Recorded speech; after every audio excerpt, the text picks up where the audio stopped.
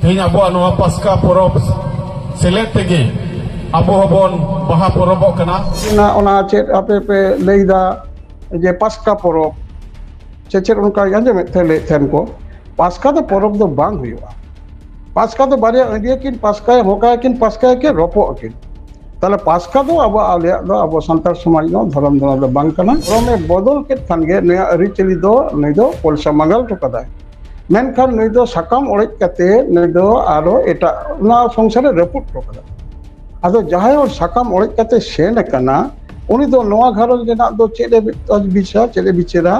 নই দো যাহাই জামাই ঠেনে গন তাহে কানা হিল্লেরে উনিয়া সিন্দুর দো চেদা হরোগা तो उनालेकाते आबो से को जहां बिना को नुको आको धर्म ग्रंथ बाइबल ओरिएंटेड व्यवस्था सको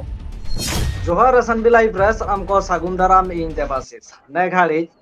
जहां लका सोशल मीडिया कोरेना जहाना सावता समाज रे अनाट एटकेटोरे नेलोआ से जहां लका गे नेला बन जे नोआ खातिर ते अपना समाज रे इफेक्ट है दालिया उनकाना साताम को इये कते आबो गालमाराव ने घाड़ी को नेलो कना जहां दो भाइरल सारी धरम गुरु बाबा जहां दो समय किसकु गंके जपलार मेना आकादे उपरुम एमना लागती बाजु गंके मा चैनल रे सागुन दाराम ना साथे जोहार हां हां जोहार को समारम गुरु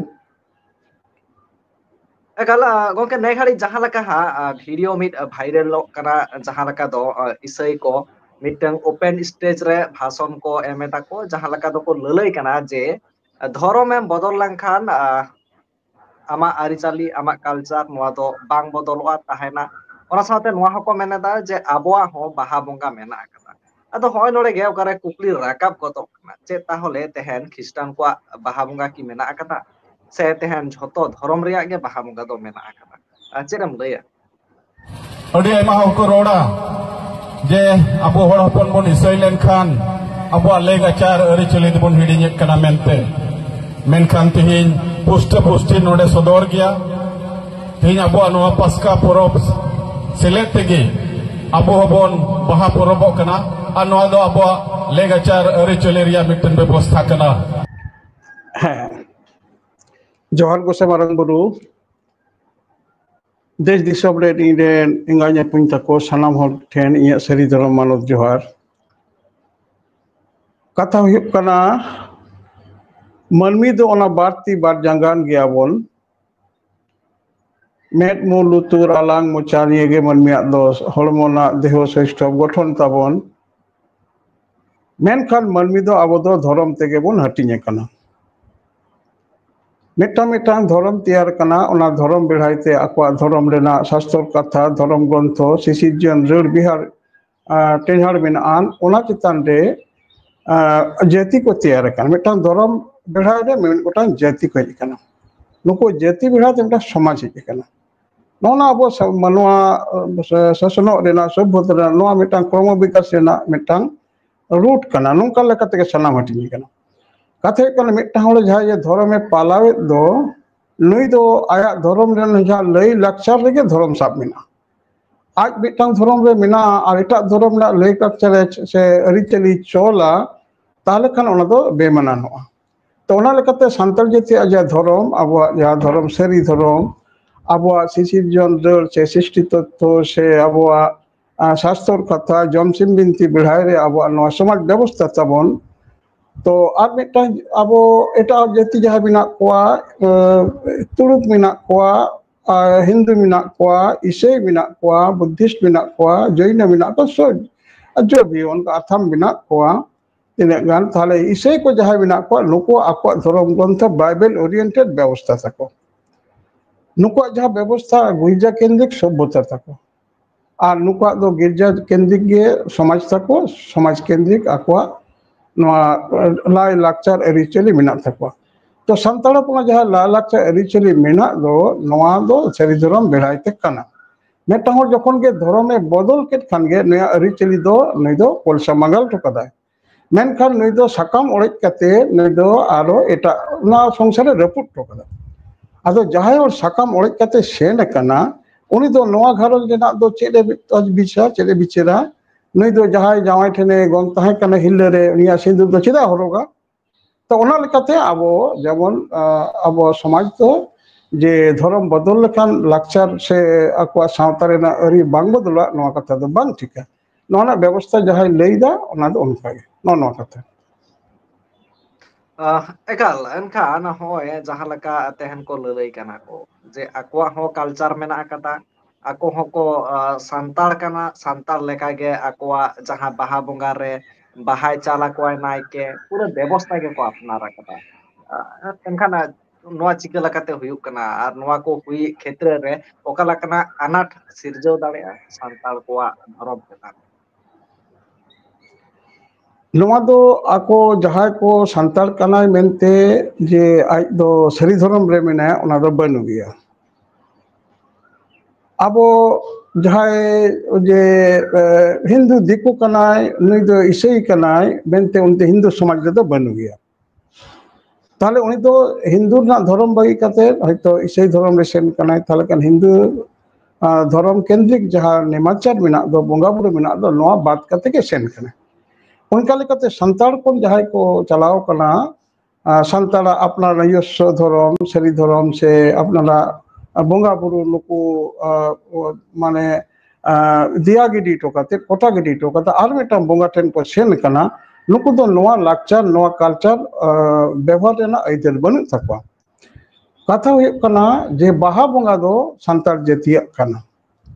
जाहिर थान दो संताल जातिया कना संताल समाज रेना धर्म कुंटी कना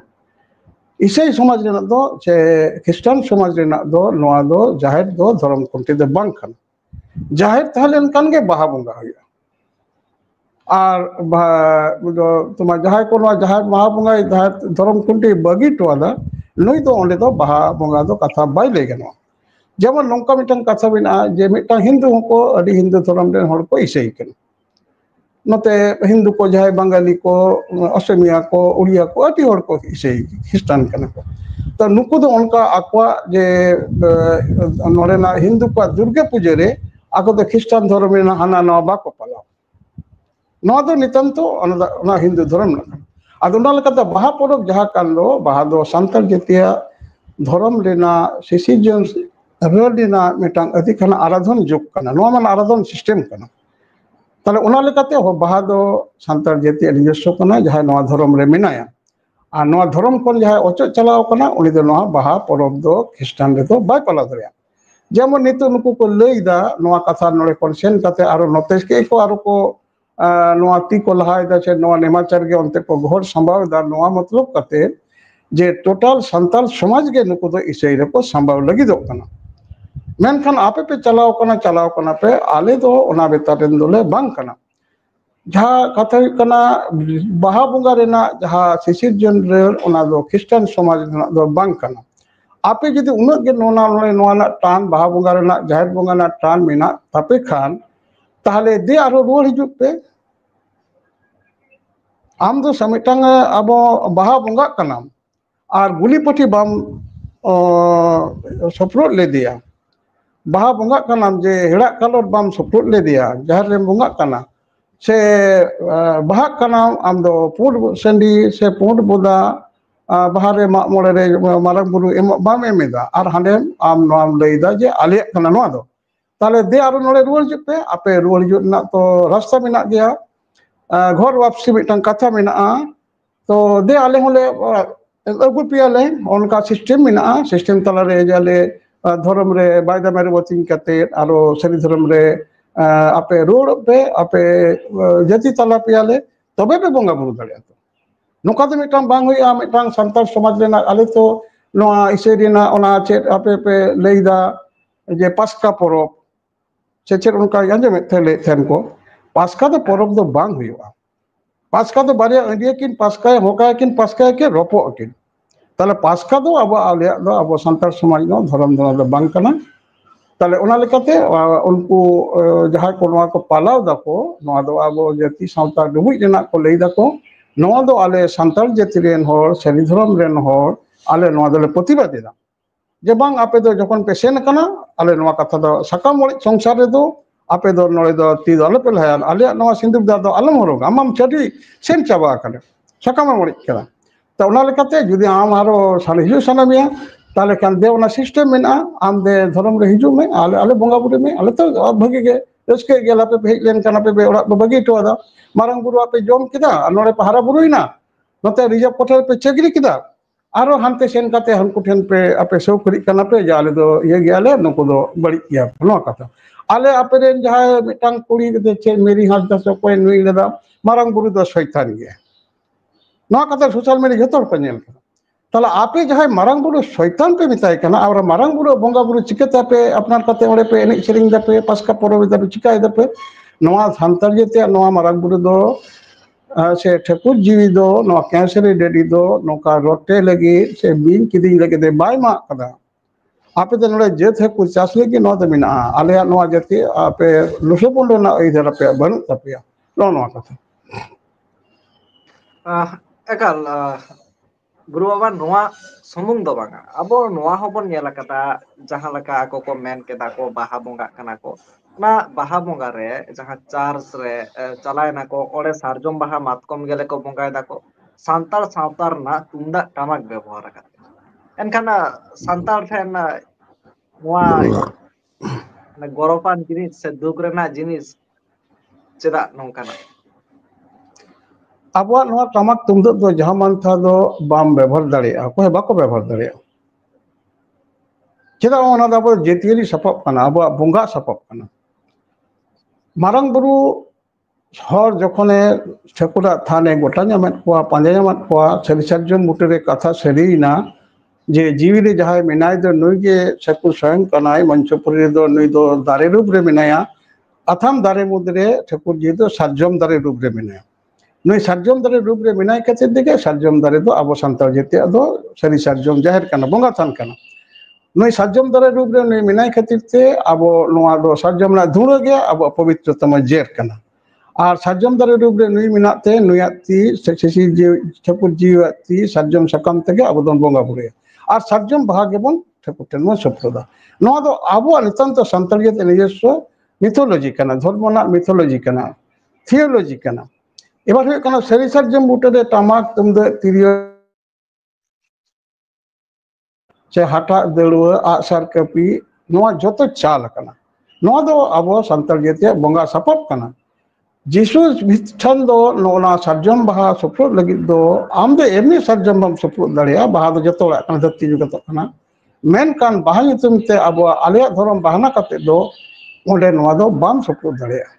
जिसु दो जहर दो बाय हुई दड़िया जिसु जहर मेन कते अब सांतार जेते ओंते उदरे इदी कुलना सेंटिमेंट को क्रिएट इदा मेन कान जहर दो जहर एरा कना तो ओना लेकाते अब टमाक तुम दो तिरियो बनाम दो नुको दो बाको व्यवहार दड़े व्यवहार उचित बांग कना उनोग गे नोआ सावता चितान रे से नोआ लाक्चर चितान रे नोआ धर्म चिंता नुना टान मिना तपे खान दे रोड हिजुग पे नोआ तो चिते बांते ऑर्डी नोआ हे केते टमाक तुम दो रही पे से मिनी दाले ले जतले या पे कमिया अदो ओना लेकाते नोआ दो प्रतिबाद गे ओना दो बाको व्यवहार दड़े ekal noa sumung banga noa saw saw te bon nyela kata jahan laka jaherawa daur jahan tahan re bang ব্যবহার kanoa bang bon ব্যবহার kia enkan noa ho nyela kana je jaherawa daur chetar rege ako ho bapla ge ako tunda tamak kate enkan ho noa dikate chen हाँ नोआ दो आको नोआ धर्म रे दड़ुआ दो जहारे राग कना आबो बापला दो सेरमापुरी हुआ आबो दो सादम चितान रे जावाई आरबोना मानमी सादम रे माने घोड़ाइया को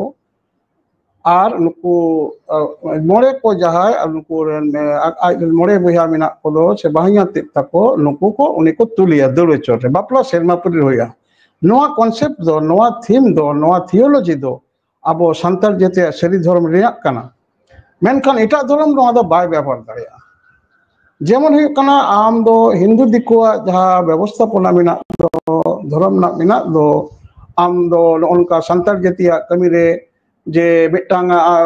नई लक्ष्मी बंगा मगु केदिया और ओरे आम दाड़े माग केदिया बाम दड़िया ओना दो आम बाम कमी दड़िया मिटा एटा धर्म संगे मिटांग धर्म दो अपन अपन सरल लेखाते चला निजस्व धर्म ना निज राधा मिना तो नोड़े दो नुको अब सांतार जेते नवा हताव कते आरो नवा दड़ुआ को व्यवहार इदा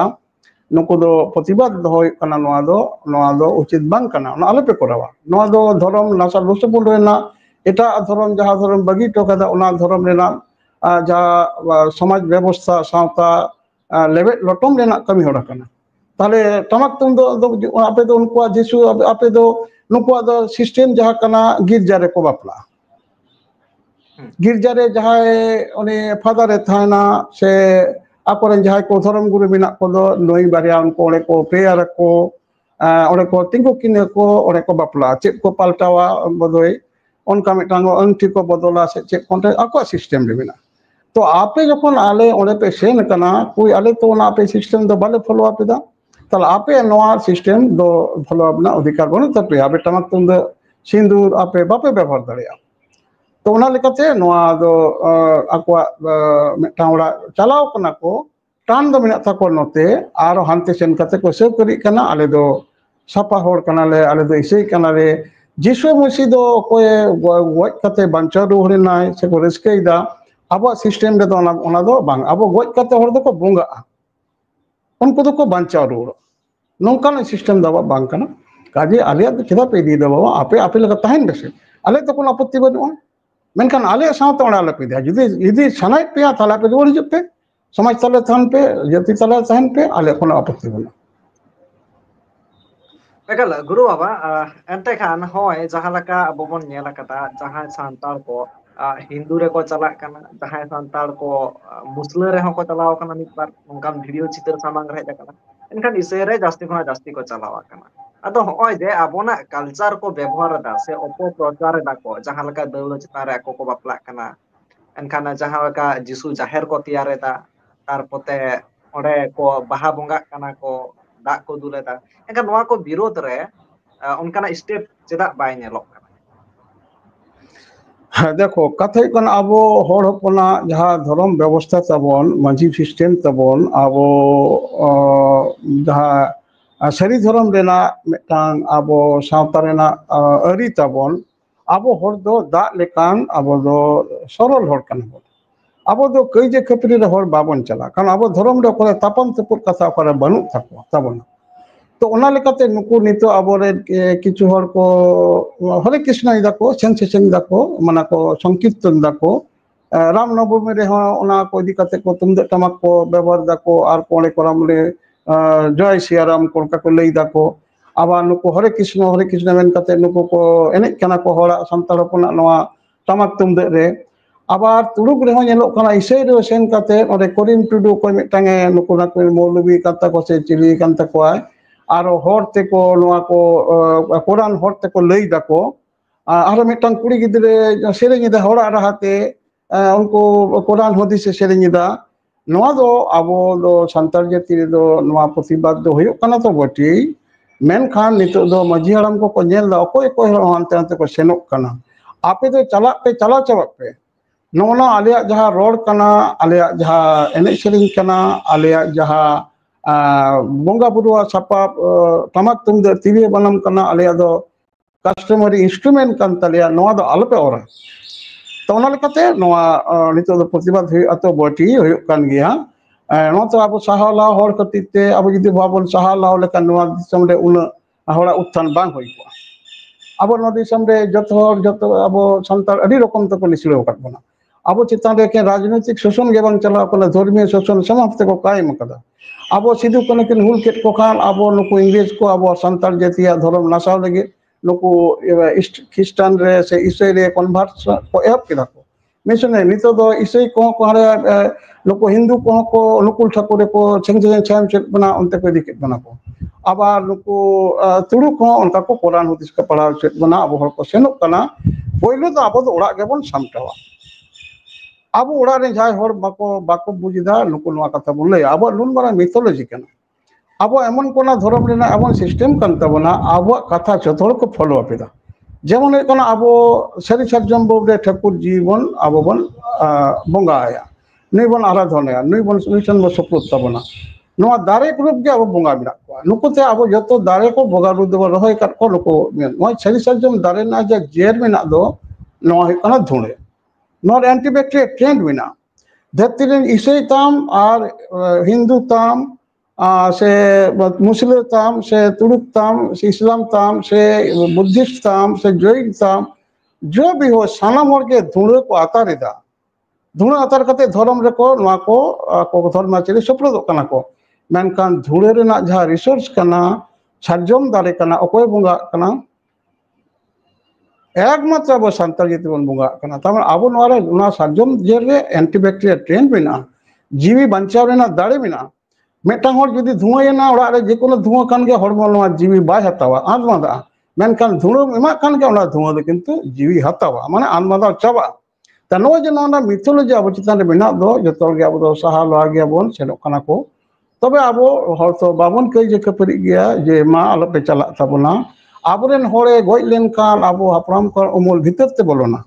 एटा जातिरेन होरे गoj लेनखान दो उनका दो उमूल बाहरे ते चला ताला मारांग बुरु रे जहां हर अब सफल कना बोन भीतर ते हापराम को मिना कोआ आपे जहां नवा धर्म समाज बगी कते बे सेनो कान दो सेनेन दो ताले आम बाबा दो नवा देवा सेवा दो से आम बाबा से आम बुडू बाबा से आम जाय दादा पे पुरुष नुको मिना को कोय देवा सेवा को नुकुम दड़ बगी टोट को ताले अब सिस्टम दे भीतर ते बोलोना उमूल और उनको सिस्टम बाहर ते चला ताले ओना लेकाते अब नवा दो अब उनको हर बन बुझो को जे आलो पे सेनो तबना अब नवा कथा बड़ी अब मेटा होरे जन्म लेनका निम दा मरिया बड़े बन जतो निम दा काय बन मेनखान दिक्कु से हिंदू दिक्कन होरे गoj लेनखान दो निम सकाम आदो चला तब कते ओड़ा को बोलो मा बारे तफात मेना ताले ओना लेकाते नुकु जहाय सेनो कना को प्रतिबाद दो होय कना तो बटी अब नवा धर्म नासावरेन खान दो अब आर मिटांग धर्मीय हुल हुआ नवा तो अब बाबन खोजो कना तो जहाय आबोरेन होर सीता गे गेरिया अब होर गे अब होड़ा समाज बेसी को बिरली थाई अब जहां एटा हिंदू को नुकु अब तो बनु को आको मतो इसे को आको मतो मना को आबोरेन जहां को इसे कान दो नुकु के नुकाय दा को ओको उनप्रेन जा हिंदू को इसे कना नुकु दो हिंदू धर्म ने औरसंग तो बाको घर इदी दा से जहां अब हर कोन को नुकु एटा तुड़ुक को से इसे को अब कमिरा द नाक बाको गोला दा नुकु दो नळे सेन कते नो नाक को गोला दा नोना प्रतिबाद दो हुआ टाइम ते हुआ नो कथा एकाल गुरु बाबा एनते खान जहां तिना बन कथा है ना नोवा को जतो अनाट कना मिमिटंग अनाट सामांग दाराम रे हिजु कना एनखान नोवा अनाट सोले रेना डाहार दो चेत का चिका लकाते बन सोले अब दो अतु रे मांझी सिस्टम रेन हर कना बोन मांझी दो एकन कथा रेन मांझी दो बांग कना नुई दो समाज रेन मांझ कना नुई मांझी केंद्रिक व्यवस्था रे अब जाहिर थान मिना जाहिर बोंगा बुरु मिना जहार सेरमा अब 12 मास रे 13 पाबन दिकु को ले अब मिना तावना नवा बाहा अबन अब माक्सिम अबन गोट सिम अबन एरो अबन हरिया सिम अबन जानथार बोंगा अबन नोना कमी होरा तलाते अब जेति को बोल ताहलन कंद अब होर हांते बाको चला अब जहां सिस्टम ला नो सिस्टम रे होर कटी हांते नते सलम लटम कना नवा कथा एटा जेति कते को नुको तुड़ुक होय कते को होर को अंते को और कत बुना तबे नवा धर्म ना जहां अब एटेड मिना अब जाति पूरा जाति सत्ता बांग सेन चावा जेमन अब नवा दिसम रे हिंदू नवा चेत को लेया तुड़ुक का अभियान होइना मना नोरे उनको तुड़ुक राज को मुगल पठान खाइना को नवा दिसम रेन होर हिंदू दिको जत को तुड़ुक केत को नतरे जहां तुड़ुक बिना को नुको हिंदू को थाय कना जेमन नुको सैफुद्दीन चौधरी नुका टाइटल ताको तारपरे करीम मंडल नुका टाइटल ना ताको नुको हिंदू कना को मेनखान अब संतार बाको हताव कर बना तार कारण कना अब हर हपन दो सुक्री बन बोंगा को अब जानथाल रे सुक्री जमिता बना बोंगा उनाते सुक्रिया दो अब बोंगा पोसत कानते अब सुक्री बन सुल को सुक्री बन जम को अब गोड़ा बोंगा रे अब नवा सोराय रे अब गोड़ा बोंगा सुक्री जमिता बना उनाते अब नुको हिंदू बाको हताव कर बना अब गेलबार सिनेमा अंतर रे अब जाहिर थान रे अब करी बची अबन करी बची गई ना अब अपना सिस्टम मरे अबन जानथारे करी बची कुटुम कते ओना मायम जहार बन बोंगाया सोरा तगु कते अब ने डंगरी से कुटुम डंगरी खातिर ते बन अब हिंदू किंतु बाको हताव कर बना ताले ओना लेकाते नितो जे जिकेना अब सुक्री बाबन जमेट को ताले तुड़ु को हताव बना अब कुटुम डंगरी बनु बाचावा केदा बन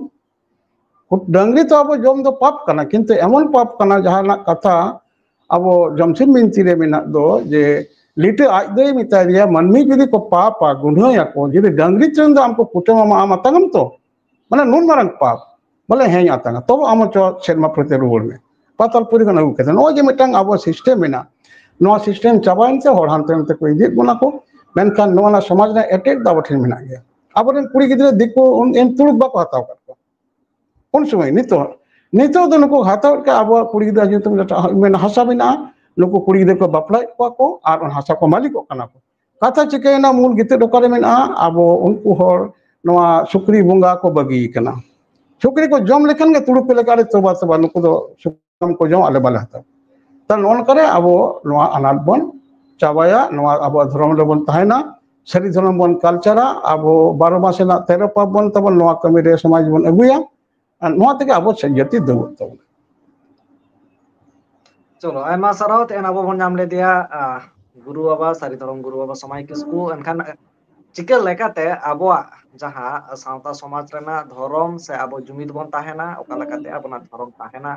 नोआ जहां लका अनाट नेलोक कना नोआ अनाट ओका लेकाते सोले सनाम लेकना बन ताहेना आयमा सराव गुरु बाबा उन ऑक्टो नेम केदा ओना सावते दिसम हर तुलुj आमा कथाम पसनाव केदा आयमा आयमा सराव आरो तायम दराम बन मेनखान सलाम जोहार को सेमरो